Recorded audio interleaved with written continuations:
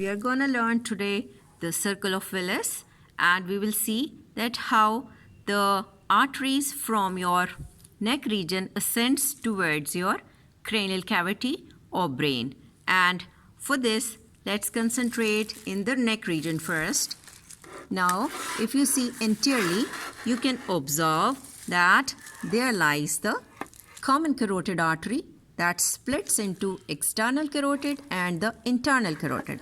That internal carotid artery is ascending through the carotid canal, and let me show you the anterior aspect, that the internal carotid arteries on both sides have come upwards and ascend as a internal carotid. You can very well imagine it. Now let me show you another important artery contributing in that Circle of Willis. Which one is the vertebral artery that originates from the subclavian artery, and it forms the posterior circulation taking part in the Circle of Willis. It is ascending through the foramen transversarium, or you would say vertebra, so hence the name vertebral artery. It is ascending upwards and through the foramen magnum. If you can see, let me show you. This is the foramen magnum, and the two vertebral arteries are ascending and combining to form the basilar artery. You can see it very well that it is the location that it is lying over the bony clivus, or if the brain is there, you can see it's the lower border of the pons where two vertebral arteries join to form the basilar artery. And what else you see here, that this basilar artery is splitting into two posterior cerebral arteries, right? And here I have mentioned that these are the internal carotid arteries. It gives off on both sides the middle cerebral artery, and you can see another branch. This is the middle cerebral. Let me show you again. And now what else? You can see there is another branch called as anterior cerebral arteries on both sides, and they are being joined by the anterior communicating. Another important thing from the internal carotid, that it gives off ophthalmic artery. You can see on both sides that runs through the optic canal along with the optic nerve. This is the ophthalmic artery, right? Now we will show you another model to see the other branches of this Circle of Willis, right? Okay, have a look on this model. This is the foramen magnum, and you can see the spinal cord being cut. On the adjacent sides, you have seen these are the vertebral arteries. If I can make more closer to you, yeah. This is one vertebral artery ascending upwards, and this is the other one. And they have to join to form the basilar artery, right? But let me tell you the name of the branches of the vertebral artery. These vertebral artery, they give a branch called anterior spinal artery that runs in the midline downwards. You can very well see. Now, the other name of the branches of vertebral artery are the, you can observe this one and this one.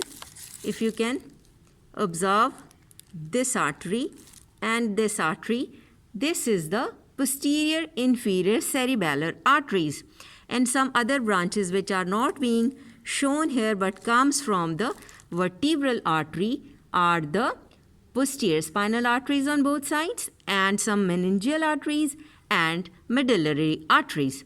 So if you make a mnemonic, coming branches from the vertebral artery are PMA, P, M2 and A2.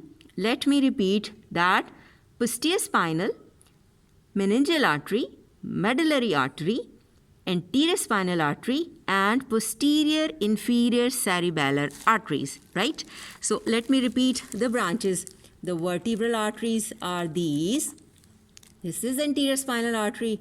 This is posterior inferior cerebellar artery, because if we draw a cerebellum over there, so it's a lower or inferior region where this inferior cerebellar artery is going to supply.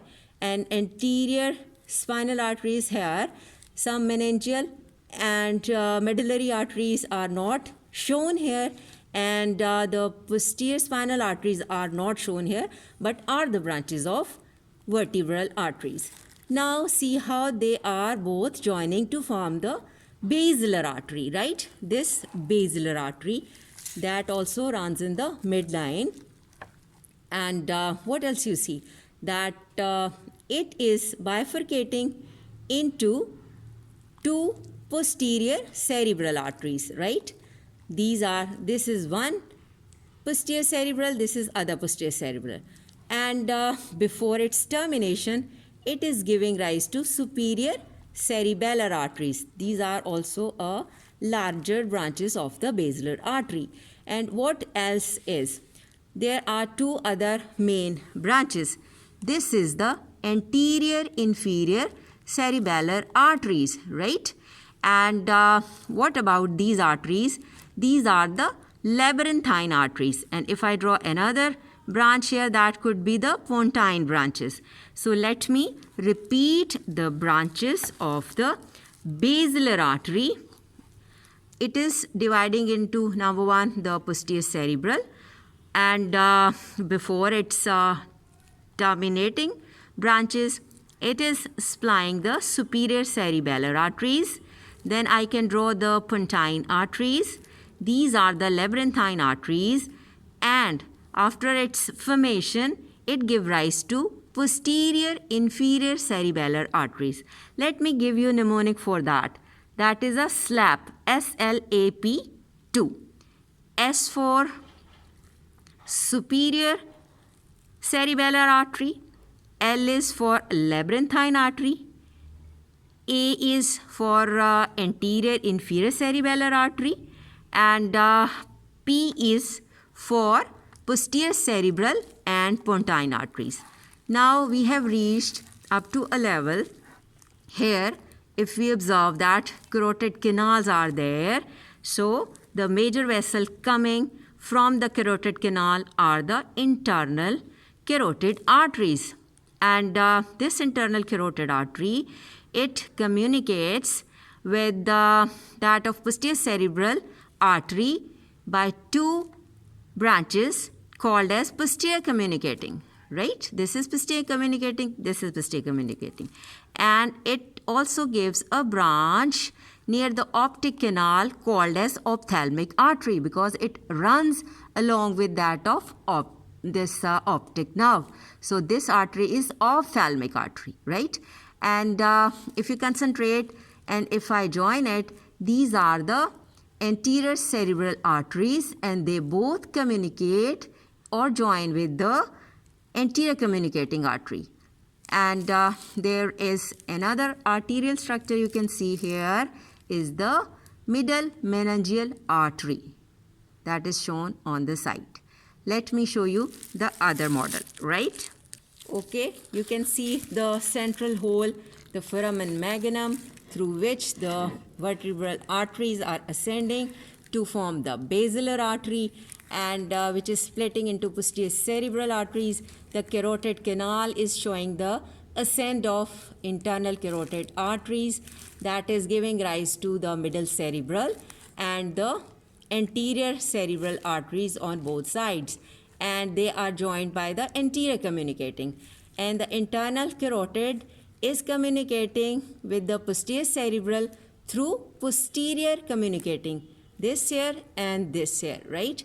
And this internal carotid is giving rise the ophthalmic artery towards the optic canal that runs along with the optic nerve. And what are the mnemonics for this internal carotid artery? That is the MPA2. M is for middle cerebral, and P is for posterior communicating, and A is for anterior cerebral and anterior communicating. These are the main branches, and in addition to it, there is ophthalmic artery towards the optic canal. So there are two systems contributing in the circle of Willis, the anterior system or anterior circulation and posterior circulation. Anterior circulation is through internal carotid arterial system and its branches, and the posterior circulation is through vertebro-basilar arterial system, right? And this is how whole of the branches contributing to the circle of Willis is formed. Thank you very much.